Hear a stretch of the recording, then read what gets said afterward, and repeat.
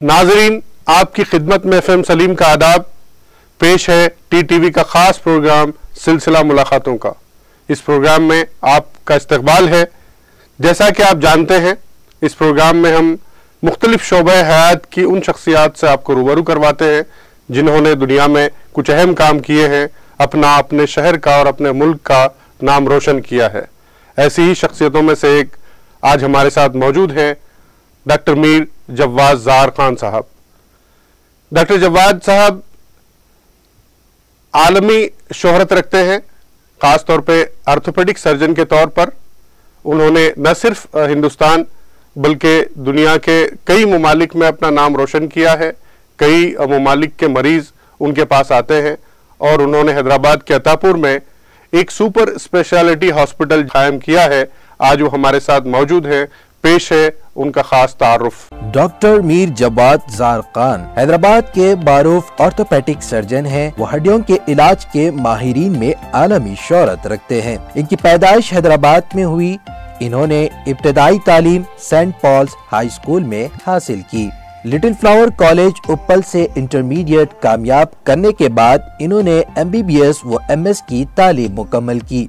मुल्क और बैरून मुल्क के माहिर डॉक्टरों की निगरानी में मास्टर्स ऑफ केरो प्रैक्टिस की भी तकमील की। इब्तदा में इन्होंने उस्मानिया, ब्रिज कैंडी, लीलावती और दीगर अस्पतालों में खिदमत अंजाम दी है। सिर्फ हिंदुस्तान ही में नहीं बल्कि जर्मनी और यूरोप के मुख्तलिफ अस्पतालों में इनकी खिदमत को सराहा गया है। इन्हें जर्मन फेलोशिप भी हासिल रही है। इनके वालिद डॉक्टर अमानुल्लाह खान साहब भी ऑर्थोपेडिक डॉक्टर रहे हैं और वालिदा रेहाना साहिबा भी गायनेकोलॉजिस्ट रही है। उनका खानदान डॉक्टरों का खानदान कहलाता है। डॉक्टर जवाद की बेगम डॉक्टर अर्जुमन भी गायनेकोलॉजिस्ट है। मुल्क और दुनिया के मुख्तलिफ अस्पतालों में काम करने के बाद इन्होंने हैदराबाद में जर्मन 10 सुपर स्पेशलिटी हॉस्पिटल कायम किया है। 300 बिस्तरों के इस अस्पताल में हड्डियों के इलाज के अलावा दीगर अमराज का भी इलाज किया जाता है और मुताल्लिका शोबों के माहिरीन की खिदमत हासिल की गई है। इन्हें कौमी और बैनुल अक़वामी सतह पर कई अवार्ड्स और एजाज़ात से नवाजा गया है। इन्होंने अब तक 10,000 से ज़ायद सर्जरियां की है। इलाज के नए नए तौर तरीकों पर रिसर्च कर रहे हैं। उम्मीद है कि हड्डियों और जोड़ों के इलाज में कुछ और राहत पहुंचाने वाले तजुर्बात सामने आएंगे। नाजरीन, मैं डॉक्टर मीर जवाद ज़ार खान साहब का अपने स्टूडियो में इस्तकबाल करता हूं। डॉक्टर साहब अस्सलाम वालेकुम। आपका बहुत बहुत इस्तकबाल है। खास तौर पे आपने अपने मसरूफ तरीन जो है औकात में से, शेड्यूल में से हमारे लिए वक्त निकाला। मैं आपका शुक्रिया अदा करता हूं। हम बातचीत का जो सिलसिला है वो शुरू करते हैं। जैसा कि हम जानते हैं डॉक्टर साहब, आपको जो मेडिकल का शौक है, डॉक्टरी का शौक है, वो विरासत में मिला है। आपके वालिद और वालिदा जो है हम जानते हैं कि वो भी डॉक्टर हैं। फिर भी मैं ये जरूर जानना चाहूंगा कि आपने अपनी ये जिंदगी का सफर है वो किस तरह से शुरू किया है। जी, मैं वालिद और वालिदा दोनों भी डॉक्टर हैं। तो मेरे वालिद साहब भी जो है ऑर्थोपेडिक सीनियर सर्जन रह चुके हैं। जी जी जी। तो शुरू से मेरे को MBBS से ऑर्थोपेडिक में काफ़ी इंटरेस्ट था। तो तकरीबन मेरी प्रैक्टिस भी 2000 से मेरी प्रैक्टिस है। तो ऑर्थोपेडिक्स में ही मेरा स्टार्टिंग MBBS से मेरा शौक पूरा ऑर्थोपेडिक्स में था। तो वो जैसा वालिद साहब के साथ मैं देखता था ऑर्थोपेडिक में जैसा पेशेंट्स है, तो मैं भी जो है जब से जो है उसमें ही स्पेशलाइजेशन करने का इंटरेस्ट बना लिया था मैं। नहीं, कई बार ऐसा होता है डॉक्टर साहब के जो जिनके माँ बाप जो है वो जिस पेशे में हैं उस पेशे में शौक तो होता है, लेकिन कई बच्चे दूसरे काम भी करना चाहते हैं। ऐसा भी हो सकता था आपका इंजीनियरिंग में या दूसरे किसी शोबे में शौक पैदा हो। जी जी। तो क्या वैसा नहीं हुआ कि आपको ख्याल नहीं आया? वैसा नहीं हुआ। तो मेरा तो शुरू से जो है यही फील्ड में इंटरेस्ट था। तो फिर भी ऐसा कौन सा वक्त था जब या किस क्लास में आपको ये ख्याल पैदा हुआ कि मुझे अपने वालिद और वालिदा की तरह ही डॉक्टर बनना है? कुछ अगर याद करके बताएं आप। जी जी।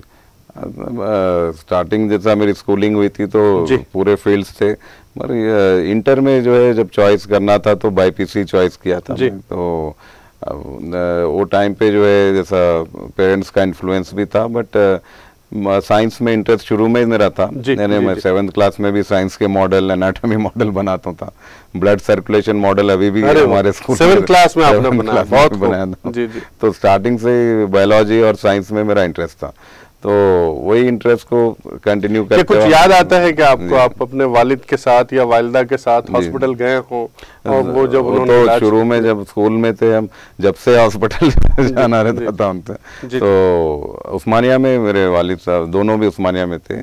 तो उनके साथ जो है मैं स्कूलिंग में, अर्ली स्कूल है जैसा 7th क्लास 6th क्लास में भी हम जाया करते थे, उतने छोटे एज में भी। तो हॉस्पिटल्स का तो ऑलरेडी हमारे को बचपन से हॉस्पिटल्स का एक्सपीरियंस है, पेरेंट्स दोनों भी डॉक्टर रहने की वजह से। ग्रेजुअली साइंस में इंटरेस्ट डेवलप था, शुरू से साइंस में इंटरेस्ट था, वही इंटरेस्ट कंटिन्यू रहा समझिए। इंटर से फिर मेडिकल ग्रेजुएशन, फिर वहाँ से फिर मैं ऑर्थोपेडिक फील्ड में चूज किया। फिर दूसरे सब्जेक्ट भी आप चुन सकते थे, और मतलब मेडिकल में ही ऑर्थोपेडिक ही क्यों चुना आपने? मेनली अब देखिए वालिद साहब भी सीनियर ऑर्थोपेडिक थे, तो घर में अब मेरा इंटरेस्ट ऐसा था, एनाटॉमी में ज्यादा था जी। जैसा डिसेक्शन होते थे इंटर में भी, तो उसमें मैं ज्यादा अच्छा करता हूँ एनाटॉमी वाइज। तो बोन्स के मॉडल रहते थे, तो जैसा इंटर में, फिर उसके बाद एमबीबीएस में भी मेरा उसमें ज्यादा शौक था एनाटॉमी। कहाँ से एमबीबीएस किया आपने? मेरा एमबीबीएस तो यहाँ से डेक्कन से हुआ था, स्टार्टिंग बैच। बाद में फिर मैं उस्मानिया से किया, फिर फेलोशिप जर्मनी में, ज्यादा मेरी जॉइंट्स की पूरी जर्मनी में हुई ट्रेनिंग। अपना हॉस्पिटल कायम करना कोई छोटी बात नहीं होती, मतलब बहुत बड़ा काम है। इसके लिए हम तो बोलते दिल गुर्दे का काम है, क्योंकि इसमें बहुत सारे चैलेंजेस आते हैं। तो इसका ख्याल आपको कैसे आया? और हो सकता है इससे पहले आपने दूसरे हॉस्पिटल में भी काम किया होगा, तो किन किन हॉस्पिटल्स में आपके तजुर्बे कैसे रहे? और मैं कई हॉस्पिटल्स में, यहाँ पे उस्मानिया में किया मैं, वहाँ पे फिर उस्मानिया से मैं बाहर ऑल इंडिया लेवल पे दिल्ली में मैक्स है, लीलावती, कई हॉस्पिटल्स में मेरा एक्सपीरियंस रहा, वहाँ पे भी वर्क किया मैं। यहीं नहीं, फिर यूरोप में, जर्मनी में मैं कई पूरे बड़े हॉस्पिटल्स में मेरी ट्रेनिंग हुई। तो पूरे हॉस्पिटल्स को देखने से मेरे को जो है, वहाँ जैसा इन्फेक्शन कंट्रोल है बाहर, और जो टेक्नोलॉजी है वो मैं यहाँ पे इंडिया में लाके वही टेक्नोलॉजी इधर लाने का मेरा इरादा पहले से था पूरा।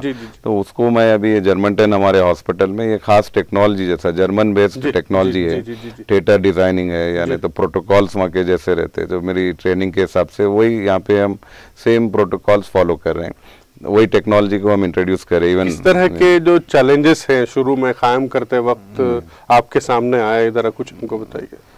चैलेंजेस अब मेरी प्रैक्टिस पहले से रहने से, और उसका एक एडवांटेज था कि पेशेंट्स को जो है अपग्रेडेड सहूलत मिली। यानी जर्मनटन से पहले मैं और एक हॉस्पिटल ह्यूमन टच में भी किया था, तो ये प्रैक्टिस वहाँ से मेरी कंटिन्यू फिर इधर जर्मनटन में हुई। तो ये जो जितने पेशेंट्स है मेरे प्रैक्टिस, उनका बहुत बड़ा सपोर्ट था मेरा, और उनको बेहतर सहूलत देने का मेरा इरादा था। जो पेशेंट्स जो है उसको ज़्यादा वो लोग पसंद करें, और उनकी फैमिलीज है, तो उनको जो है ट्रीटमेंट हम जो है बेस्ट तरीके से, जिस तरीके से रिजल्ट्स है, वो काफ़ी अच्छे रिजल्ट्स ऑर्थोपेडिक में हमारे रहते पूरे। तो ये बाहर की टेक्नोलॉजी और जॉइंट रिप्लेसमेंट, स्पाइन, तो कई पेशेंट्स मेरे दूर दूर से भी आते, तो प्रैक्टिस से, तो ये पेशेंट्स के सपोर्ट से हुआ है पूरा। अच्छा, यकीन है जब आपको लगा होगा कि भाई ये जो चीजें दूसरे हॉस्पिटल्स में आप रह के कर रहे हैं, वो अपना अगर हॉस्पिटल हो तो हम बेहतर तरीके से और अफोर्डेबल तरीके से अफोर्डेबल तरीके से। तो हमारा मेनली ये था कि कमर्शियल नहीं है, यानी जो भी है पेशेंट के इकोनॉमिक, उनके जो भी इकोनॉमिक स्टेटस है, तो उसके हिसाब से हम जो है कम में भी कर देते, तो ऑपरेशन तो मगर बेस्ट क्वालिटी से करते, यानी कि क्वालिटी कॉम्प्रोमाइज करके नहीं, वही क्वालिटी। आपको अगर कोई अफोर्ड नहीं कर रहा तो भी हम उसको जो है थोड़ा इकोनॉमिकल वार्ड्स देके करते हैं। मेन ट्रीटमेंट अच्छा होना चाहिए। नहीं, मैंने देखा कि ये जो हॉस्पिटल का नाम है, जो दूसरे हॉस्पिटल्स हैं उससे जैसा नहीं है, कुछ अलग है। जर्मनटन जैसे हम नाम लेते हैं, तो इसके पीछे क्या राज है, कुछ बताएंगे? बेसिकली क्या है, मेरा एक्सपीरियंस जर्मनी में है पूरा, तो जॉइंट रिप्लेसमेंट ट्रेनिंग मेरी पूरी जर्मनी में हुई थी। तो तकरीबन मेरे पर डे एवरीडे जो है ऑलमोस्ट 10 जॉइंट्स करता था मैं जर्मनी। अच्छा, में जर्मनी एवरीडे मॉर्निंग से इवनिंग वही काम था। तो लॉन्ग टर्म जो एक्सपीरियंस मेरा जर्मन टेक्नोलॉजी है और जर्मन प्रोटोकॉल्स है वहाँ के, वो मेरे को बहुत पसंद है कि जिस तरीके से वो लोग एवरी छोटी सी माइन्यूट चीज़ को भी वो लोग वैल्यू करते हैं, यानी उनकी टेक्नोलॉजी। तो मेरा ज़्यादातर उनसे मैं बहुत इन्फ्लुएंस हुआ कि वो इसलिए नाम भी मेरा जर्मनटेन वो इन्फ्लुएंस से हुआ कि हम जो है कुछ भी जो है ज़ीरो इन्फेक्शन रेट या कुछ भी जो है क्लिनिकल एक्सपीरियंस में इनकम्पिटेंस टॉलरेट नहीं होना चाहिए। हो सकता है इस नाम की वजह से भी जर्मन से ज़्यादा ताल्लुकात आपके नहीं, एक्चुअली जर्मन का हमारे कंटिन्यूस ताल्लुकात हैं। यानी जर्मनटेन अभी हमारा IGORS एक फाउंडेशन है हमारा, जो अभी जो हम रिसर्च सोसाइटी है मेरी, तो इसमें मेरे जर्मन टीम डॉक्टर्स भी इधर आते, और हमारी जो टेक्नोलॉजी है खासकर ट्रेनिंग यहाँ के डॉक्टर्स को भी हम देना चाह रहे हैं। अभी कोविड की वजह से रुकी हुई है, बट कोविड होते कि हम जो है इधर एक ट्रेनिंग प्रोग्राम भी स्टार्ट कर रहे हैं। जर्मन हमारे जो भी मेरे जर्मन प्रोफेसर है वो भी आएंगे इधर, आएंगे और हम जो है स्पेशलाइज ट्रेनिंग है यहाँ के ऑर्थोपेडिक डॉक्टर्स को भी हम जर्मनी को वहाँ पे भी भेजा सकते हैं। एक टाइप ऑफ एक्सचेंज है ये, खासकर ऑर्थोपेडिक के लिए। एक तरह से कह सकते हैं कि आप अभी जो इलाज और मालिजी की खिदमत हैं उससे आप ट्रेनिंग और एजुकेशन की तरफ, एजुकेशन ट्रेनिंग और जो टेक्नोलॉजिकल एक्सचेंज है, तो हमारा जर्मनी से एक परमानेंट रिलेशन है, तो हॉस्पिटल का नाम भी उससे इन्फ्लुएंस्ड है। तो वही टेक्नोलॉजी और वहाँ का जो जॉइंट्स रिप्लेसमेंट टेक्नोलॉजी है या रिसर्च टेक्नोलॉजी है, सेम हम उसको इधर में ला के स्टार्ट। क्या ऐसी खुसूसियात हैं जो दूसरे ममालिक में नहीं है या हिंदुस्तान में दूसरी जगह नहीं है जो आपके पास जर्मनटेन हॉस्पिटल में है? काफ़ी हद तक अब जैसा जर्मनी में जॉइंट रिप्लेसमेंट्स में बहुत प्रीमियर रिसर्च होता है वहाँ पे, इंडिया में भी हो रहा, बट जैसा जर्मनी में क्या है अभी जो भी डिजाइनिंग हो रही अभी इम्प्लांट्स की, तो नी इम्प्लांट्स है, स्पाइन इम्प्लांट्स है, जर्मनी में ज़्यादा रिसर्च वहाँ पे बहुत हो रहा है इसका। तो ये एडवांस टेक्नोलॉजी अभी इंडिया में अभी हम लोग उसको कर रहे हैं, अभी डेवलप कर रहे हैं, बट वो लोग कई सालों से है, यानी अभी नी रिप्लेसमेंट वहाँ पे 30-40 ईयर्स से है वहाँ पे, अभी इंडिया में अभी पिकअप हो रहा। और मैं समझता हूँ आप उसको मकबूलियत की तरफ ले जा रहे हैं। जी, अब रोबोटिक टेक्नोलॉजी भी है वहाँ की, जो जर्मनी बेस्ड रोबोटिक है हमारे पास। तो ये जो टेक्नोलॉजी है काफ़ी एडवांस टेक्नोलॉजी है, यानी जिससे जॉइंट्स जो है नी रिप्लेसमेंट, यानी नी रिप्लेसमेंट का जो टर्म है वो टर्म ही गलत है, यानी नी रिप्लेसमेंट घुटना बदल नहीं दे रहे तो कई लोग उससे डर जाते हैं घुटना बदल, तो वो नहीं है, खाली घुटने के हड्डी के ऊपर एक कवरिंग डाल रहे, बहुत ही माइनर सर्जरी है नी रिप्लेसमेंट। जस्ट एक 20-25 मिनट में हम नी रिप्लेसमेंट करते हैं। इससे क्या है नेक्स्ट डे या 6 घंटों में वॉक किया जा सकता पेशेंट को। डॉक्टर साहब, हम देखते हैं कि जो हड्डियों के जो अमराज हैं, हड्डियों की जो बीमारियां हैं, वो कई तरह की हैं। कई लोग तो इसको समझ नहीं पाते कि कहीं अगर कोई दर्द है तो वो क्या हड्डी का ही है या कि कोई और चीज है। तो इसको किस तरह से समझा जाए? अगर कंप्लीट अगर हड्डियों के इलाज की हम बात करें या हड्डियों के बीमारियों की बात करें, कितनी तरह की होती हैं? जी, कई तरीके के ऑर्थोपेडिक और न्यूरो प्रॉब्लम्स है जी। अब ऑर्थोपेडिक में कॉमन प्रॉब्लम जैसा नी घुटनों का है, कमर का दर्द बहुत कॉमन है, नेक पेन है और आपके बॉडी पेन, ऑस्टियोपोरोसिस है, और बच्चों में जो है ऑर्थोपेडिक प्रॉब्लम फुट्स का आता है, यानी घुटने मुड़ जाते हैं, क्योंकि खासकर अभी कोविड सीजन में 2 साल में ऐसा है कि कई बच्चे स्कूल्स नहीं जा सके, तो उन लोग घर में रहने की वजह से विटामिन डी की बहुत कमी हो गई। तो कई लोगों को जैसा रिकेट्स जो कॉमन है वो भी बहुत कॉमन, कई पेशेंट्स आ रहे हैं आजकल बच्चे के। रिकेट्स में क्या हो जाता है, दोनों घुटने मुड़ जाते हैं आपके, बोइंग हो जाती, तो ये विटामिन डी की डिफिशियंसी से होता। तो विटामिन डी तकरीबन आपको सनलाइट का एक्सपोजर बाहर जाने से होता। अब बच्चे घर में रहेंगे तो vitamin D definitely vitamin D की कमी हो रही है उनको। और यकीनन जो आजकल हम देख रहे हैं कि वो जो बच्चे सेलफोन तक लिमिटेड होकर जा रहे हैं, तो घर के बाहर नहीं जा रहे हैं, खेल नहीं पा रहे हैं, तो उससे क्या है बॉडी की मजबूती, और जितना एक्टिव रहेंगे स्पोर्ट्स खेलेंगे तो उससे जो है बोन डेंसिटी भी बढ़ती, और खासकर इससे जो है आपको विटामिन डी की बाहर आउटडोर एक्टिविटी कम हो गई, तो उससे विटामिन डी की डेफिनेटली कमी आती। तो खासकर ग्रोइंग एज जो बच्चों का एज है उनको ये बहुत इंपॉर्टेंट है कि उनको एक्टिविटी होना स्टडीज के साथ, तो अगर वो नहीं रहा तो फिर डेफिनेटली वो तो हमको तो ये पता ही नहीं था कि कोरोना के दौरान ये भी मुसीबत जो है ऑलरेडी ऑनलाइन क्लासेस 2 साल में कई पेशेंट्स आ रहे हैं, अभी ये प्रॉब्लम काफी देखा जाता है। तो आप जैसे बोल रहे हैं कि जैसा हम भी ये कई बार जब हम ये मालूम करते हैं कि लोगों में जो है हड्डियों के इलाज के बारे में या हड्डियों की बीमारियों के बारे में, हिंदुस्तान में खास तौर पे जो कम्युनिटी जो मिडिल क्लास है उसमें बहुत ज़्यादा शऊर नहीं है ऐसा लगता है, तो आपकी क्या राय है?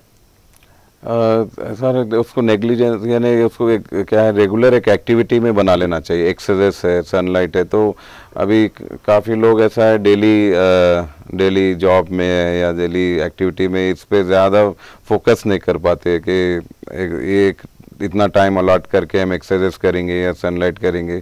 तो वो एक रीज़न है कि हेल्थ फोकस जो है, अवेयरनेस चाहिए लोगों में कि हेल्थ पे थोड़ा सा टाइम निकाल के एक्सरसाइज कर लेना। ऐसा कोई भी कर सकते हैं, नहीं ये ऐसा कुछ रिलेटेड नहीं है कि जॉब पे इकोनॉमिक। सर्वे आए हैं वो ये बताते हैं कि लोगों में बीमारियों के बारे में मतलब शऊर ही नहीं है, उनको मालूम ही नहीं है कि इस तरह से बीमारियां होती हैं, और वो किस तरह से उनमें शऊर बेदार किया जाए।